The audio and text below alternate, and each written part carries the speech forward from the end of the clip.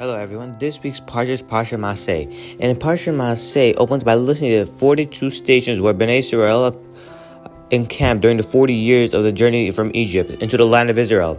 In a section spanning 50 verses, the Torah takes the trouble of recording each and every location where Bnei Israel encamped during this period. The obvious question arises, why would the Torah find it necessary to list these stations? Why is it important for us to know the names of the places where Bnei Israel encamped?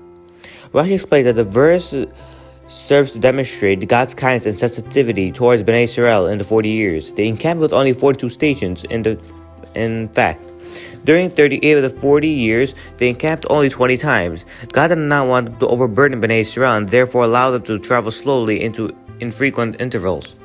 The schedule of travel thus expresses God's love for the Jewish people and their care and concern for which He guided them through the wilderness. The Ramban suggested a different reason for this listing. Bnei Israel's existence during this period was purely a miraculous one. By natural means, a nation cannot possibly exist for an extended period of time that has no natural water source or possibility of vegetation. God sustained the nation supernaturally, providing them with man each day and miraculous water of a well that accompanied them throughout their travels. God anticipated, however, that skeptics may deny this miracle by claiming that Bnei Israel traveled through inhabited areas where water and food were readily available. He therefore commanded Moshe to record in detail all the areas where they traveled as documented proof of the fact that they journeyed through an uninhabitable region, and their survival could thus be attributed only to God's miraculous intervention. We may, however, suggest a third approach. When Bnei Israel left Egypt, they were far from the spiritual stature and they needed to achieve before they could enter the land of Israel.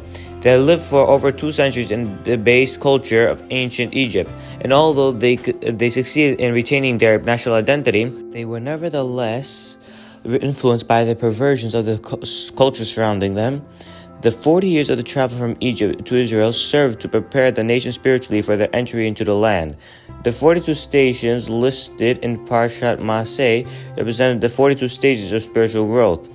The events that transpired to each location served as a learning experience upon which the nation would build in a subsequent station, such as they were constantly improving and developing, stage by stage. Bnei Israel grew and elevated themselves until they were finally prepared to enter Israel. The Torah thus recorded these locations to impress upon the importance of gradual and incremental growth.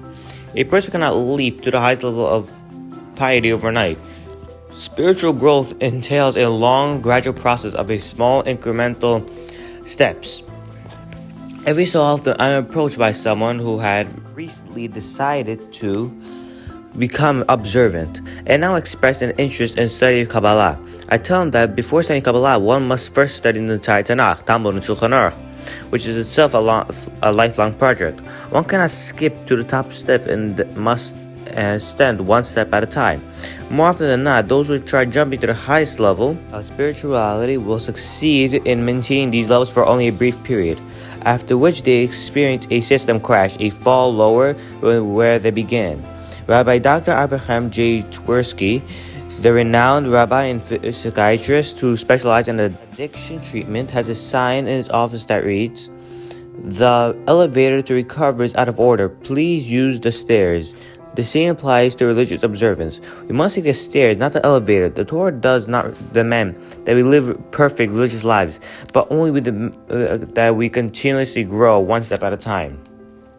That at every stage we look back on our conduct the year earlier, and we see how much we progressed. Just as Bnei Israel required 42 stages to prepare themselves for the entry to the land, we must also constantly move forward one step at a time as we strive forward to spiritual perfection. Thank you all for listening and have a great day.